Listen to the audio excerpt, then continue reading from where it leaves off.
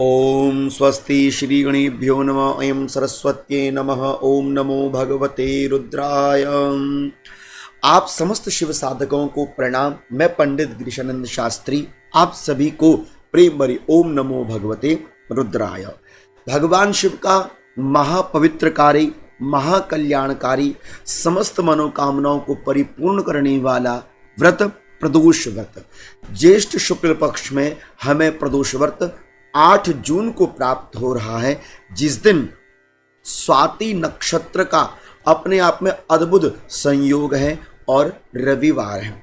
ऐसे में हम विशेष रूपेण प्रदोष का व्रत किस विधि के माध्यम से करें और क्या क्या विशेष करें, आज के इस वीडियो में जानने का प्रयास करते हैं। मैं कहा करता हूं कि एक प्रदोष हरे सब दोष, एक प्रदोष का व्रत प्रत्येक दोषों का हरण कर देता है। इसलिए हमें चाहिए कि प्रदोष व्रत के दिन हमें बहुत निष्ठा से भगवान शिव का पूजन करना चाहिए। प्रदोष काल में अथवा प्रदोष व्रत में 2 समय का पूजन होता है। प्रदोष का सीधा सीधा अर्थ है कि जो त्रयोदशी तिथि में हम भगवान शिव की प्रसन्नता के लिए व्रत करते हैं उसे प्रदोष व्रत कहते हैं। तो प्रदोष व्रत में 2 समय का पूजन विशेष होता है, एक प्रातः काल का, एक संध्या काल का। यदि अच्छी विधि से व्रत करना चाहते हो तो आप प्रदोष व्रत से एक दिन पहले संध्या काल के समय शिवालय में जाए, संध्या काल के समय एक दीप दान करें और दीप दान करके महादेव से प्रार्थना करें कि बाबा कल प्रदोष व्रत है,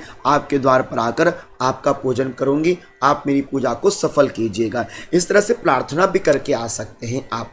और इस प्रकार से अगली सुबह प्रदोष व्रत वाले दिन जल्दी जाग जाइए, समय अनुसार जागिए और प्रदोष व्रत के दिन प्रातः कालीन पूजा को अवश्यमेव करें। सूर्य उदय से पहले जागें, सूर्य भगवान को अर्घ्य दें। सूर्य अर्घ्य देने के उपरांत तुलसी माता का विशेष पूजन करें।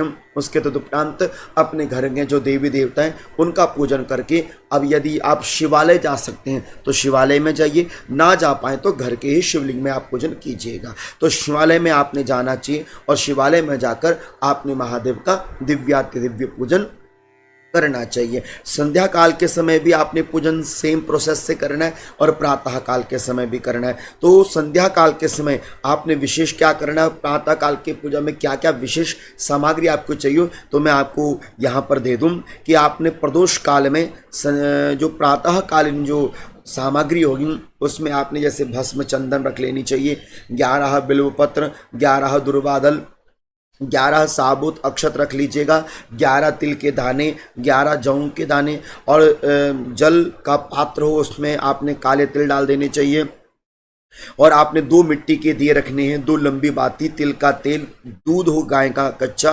और संकल्प आपने करना है कि मैं किस कामना के लिए प्रदोष का व्रत कर रहा हूं अथवा कर रही हूं।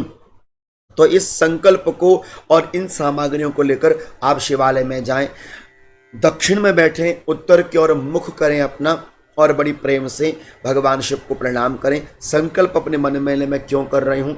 गणेश जी का पूजन कर लेना चाहिए, कार्तिकेय जी का पूजन कर लेना चाहिए, गौरा जी का पूजन कर लेना चाहिए, नंदी जी का पूजन कर लेना चाहिए, सर्प देवता का पूजन करना चाहिए। अंत में फिर शिवलिंग में जल चढ़ाना चाहिए।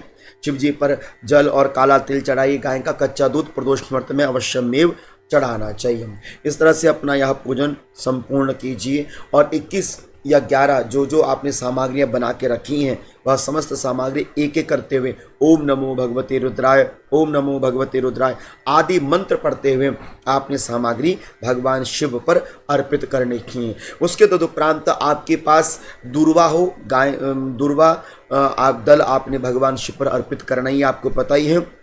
उसके तदुपरांत 2 मिट्टी के दिए लेकर गए, एक मिट्टी का दीप आपने भगवान शिव के समीप रखना शिवालय में, दूसरा जो मिट्टी का दिया है आपने बेलपत्र के वृक्ष में अर्पित करना है। पहले बेलपत्र के वृक्ष में जल और काला तिल अर्पण करें, उसके बाद फिर आप एक दीप दान करें, प्रणाम करें, क्योंकि बेलपत्र का पूजन करने से बहुत सारी मनोकामनाएं सिद्ध होती हैं। दिन भर अपना अच्छा नियम बनाकर चलें, आहार व्यवहार पर नियंत्रण रखें। संध्या काल का समय आए तो स्नान कर सके तो स्नान करें, शुद्ध होकर आपने संध्या काल के समय पुनः से शिवालय में जाना चाहिए। शिव जी में कच्चा दूध इत्यादि अर्पण करना चाहिए।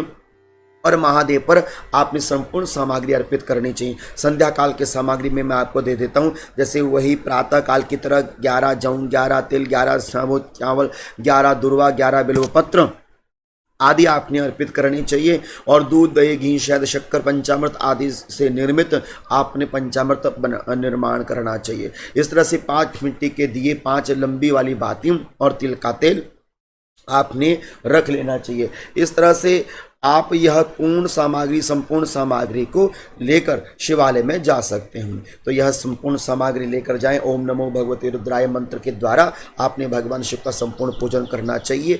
जैसे प्रातः पूजन किया था वैसे संध्या काल में पूजन करेंगे। 5 मिट्टी के दीपदान, पहला गणेश जी को, दूसरा शिवालय में, तीसरा बेलपत्री के पेड़ में, चौथा घर में आकर तुलसी माता में, और 5वां दीपदान अपनी घर की चौखाट में अंदर की ओर मुख करते हुए आपने दीपदान करना चाहिए। इस तरह से संपूर्ण शिव पूजन करके मीठी खीर बनानी चाहिए और मीठी खीर बनाकर पहले महादेव को भोग लगानी चाहिए। उसके तत्पश्चात फिर आप अन्न इत्यादि ग्रहण कर सकते हैं। तो आशा करता हूं कि जो जानकारी मैंने आपको दी है वो आपने अवश्य में धारण करनी चाहिए। और रविवार के दिन प्रदोष व्रत है और स्वाति नक्षत्र है, वायु देवता का नक्षत्र है, सरस्वती मैया का भी इसमें प्रभाव होता है। तो इस दिन पीले पुष्प अर्पित करने से भी अनंत मनोकामनाएं सिद्ध होती हैं महादेव पर स्वाति नक्षत्र में। और साथ ही साथ आपने इसमें कार्य यह सिद्ध करना चाहिए कि आप इसमें गेहूं, क्योंकि रविवार का दिन है, सूर्य को गेहूं अति प्रिय है, तो सूर्य भगवान के निमित्त आप शिवलिंग में 11 दाने गेहूं के भी अर्पित कर सकते हैं। स्वाति नक्षत्र में किया हुआ जप भी अत्यंत श्रेष्ठ कार्य रहता है, इसलिए आपने अवश्यमेव स्वाति नक्षत्र में जप, स्वाति नक्षत्र में पीले पुष्पों का दान अवश्यमेव करना चाहिए। आशा करता हूं कि जो जानकारी मैंने आपके सम्मुख रखी आपको अच्छी लगी होगी। अच्छी लगी है वीडियो तो आगे अपने इष्ट मित्रों को शेयर अवश्यमेव कर दीजिएगा। तब तक आपको वंदन प्रणाम। ओम नमो भगवते रुद्राय। ओम नमो भगवते रुद्राय।